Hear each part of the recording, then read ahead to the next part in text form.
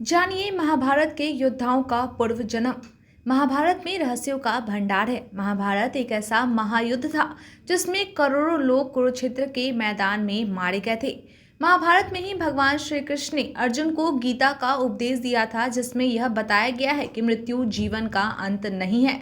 जिसकी मृत्यु होती है पुनः उसका पुनर्जन्म भी होता है। ऐसी भी मान्यता है कि जो मरता है वह फिर से वापस आकर किसी न किसी रूप में अपने पूर्व जन्म के छोड़े हुए अधूरे कार्यों को पूरा करते हैं। बताया जाता है कि महाभारत में इस बात के कई उदाहरण देखने को मिलते हैं, जिससे पता चलता है कि महाभारत के योद्धाओं का पहले भी जन्म हो चुका था। आइए जानते हैं महाभारत का कौन सा योद्धा पूर्व जन्म में क्या था। ऐसी मान्यता है कि अर्जुन पूर्व जन्म में नर थे और श्री कृष्ण स्वयं नारायण थे। बताया जाता है कि दंभोदभवा नाम के असुर का वध करने के लिए नर और नारायण ने जन्म लिया था। मान्यता है कि भीष्म पितामह पूर्व जन्म में 8 वसुओं में से एक वसु थे। एक बार वसु अपनी पत्नी के साथ वशिष्ठ ऋषि के आश्रम में गए।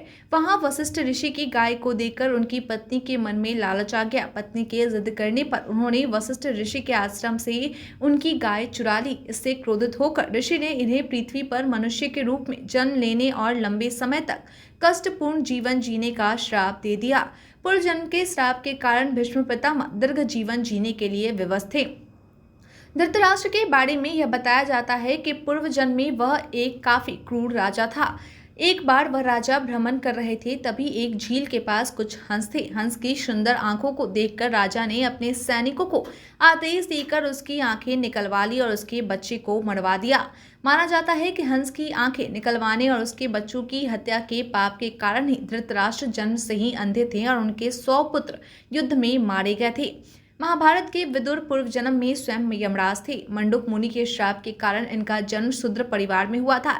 ऐसा माना जाता है कि मुनि ने इन्हें इसलिए श्राप दिया था क्योंकि इन्होंने धोखे से बेकसूर लोगों को मार दिया था।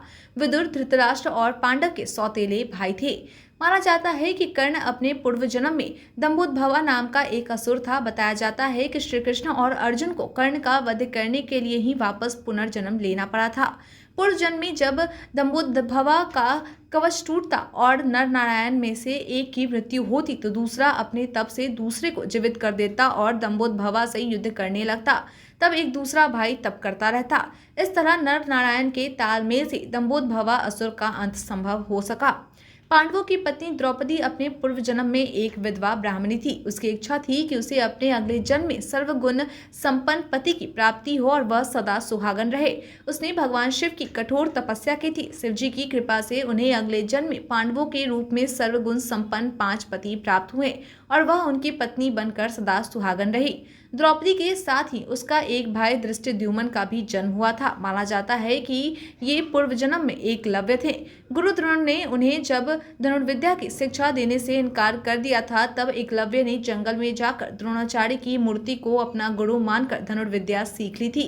गुरु द्रोण ने उनसे चोरी शिक्षा ग्रहण करने के दंड स्वरूप अंगूठा मांग लिया था। फिर भी एकलव्य ने बाएं हाथ से धनुष चलाना सीख लिया था। रुक्मणी हरण के समय कृष्ण ने एकलव्य को मार डाला था। उसी समय कृष्ण ने एकलव्य को अगला जन्म लेकर द्रोणाचार्य से बदला लेने का वरदान दिया था। शिशुपाल के विषय में मान्यता है कि वही पूर्व जन्म में रावण था।